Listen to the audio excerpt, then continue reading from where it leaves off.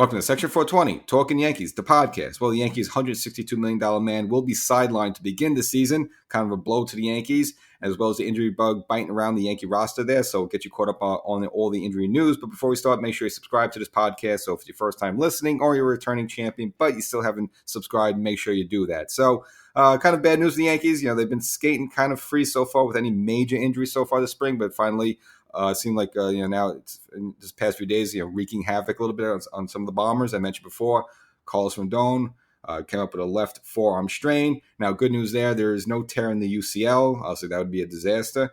So, there's a little discomfort there. Now, he says he feels a little better since that, first start against Atlanta where he got bombed out. So, obviously, he was probably pitching a little hurt through that. And he says he's feeling a little bit better. So, again, probably a little bit more on the precautionary side. But, of course, now, like Nestor, he's probably not going to be there for the first or second go-around through the Yankee rotation when the season starts there. So, obviously, you're kind of disappointed for the Yankees. You signed a big contract. You wait for his debut and all that. So, that's just going to have to be delayed for a while. So, hopefully, it's nothing that really carries on too much. But, as I mentioned before, some other Yankees also, fell victim to the old injury bug. Won't be another person out of the pitching staff. Lou Trevino came up with a mild ligament strain in his elbow there, and as well as, but the one that really kind of concerns me is the latest was Harrison Bader with a left oblique strain, and you may recall with Judge a couple of seasons ago had a similar injury, the oblique, and it seemed like it never went away, and that's something that could just kind of linger all season. So of all of them, that one kind of worries me the most. For Trevino, I mean, he's in there. I mean, he's not really a major cog in the Yankees bullpen there. So, he's kind of the guy the Yankees usually bring, maybe in a mop-up situation or, it's in the fifth inning just to, when a starter comes out just to bridge to the rest of the bullpen or, he has that power sinker. So maybe if you have bases loaded or a couple of runners on first and second, one out, and you want to get a double play, kind of go Trevino. That's his specialty. Other than that, we've seen what he is. He's a guy that's going to be pitching to probably a 4.5 or a 5 ERA. So, he's not like a closer or a setup man like that. So, not a terrible thing, but he too will be on the IL with Rendon and Nestor Cortez to begin the season there. So, again, the Yankees are going to be a little shorthanded there. Short term, I mean, I think the Yankees will be all right. Just early on in the season, you do have some built-in off days and so forth, and you both have Herman and Clark Schmidt kind of, they were competing for that fifth spot, so that might be at least just by default, they'll be in there for at least the fifth spot a couple times through the lineup there. But the Bader one could be kind of, that could be a kind of scary one. You're kind of counting on him. Now, the Yankees had him maybe from last season. He had the plantar fasciitis issue, so this has nothing to do with that. So good, goodness there. That's a good thing. But, he's someone you're counting on to be a starting left fielder, figure bat him lead off a little bit, bring a little energy to the top of the lineup. And you would just hate a situation where it's just going to be nagging him all season and, he's not going to be able to get the full swing off like that. And he has some kind of sneaky power there. But, of course, he needs the bat speed in order to do that. The oblique, if there's oblique is nagging him, he's just obviously going to be hindered a little bit there. So they're going to take him for tests. So we kind of see what the recommendation is. Is he also going to have to be on the IL to start the season? That's possible as well. So, again, remains to be seen.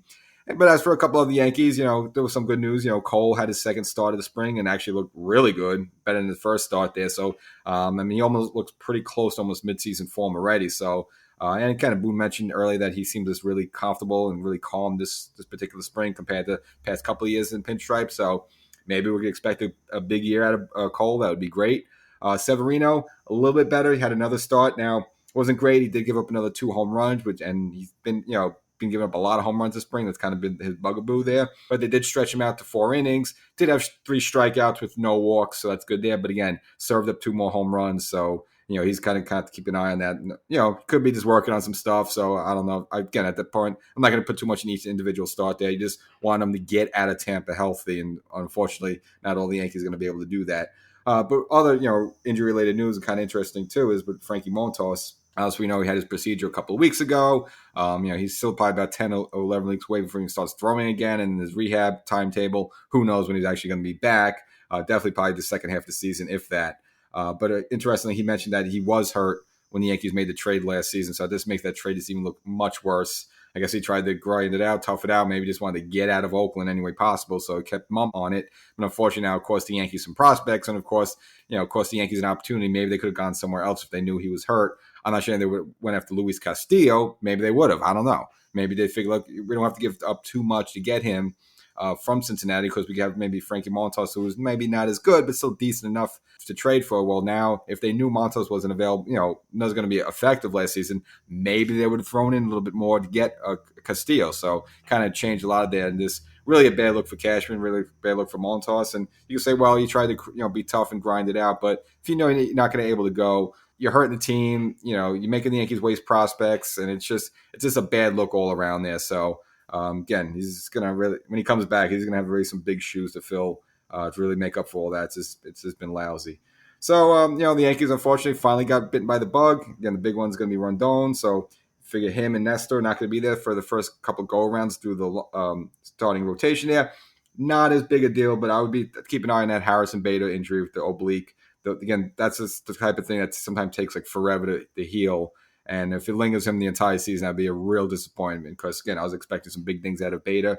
He was very good during the postseason. He really likes to be here. We all know he's the local guy. So it would really stink if he's not up to 100% during the rest of the season. So that remains to be seen. So a quick episode, just getting you caught up with all the injury news there, and we'll catch you next time.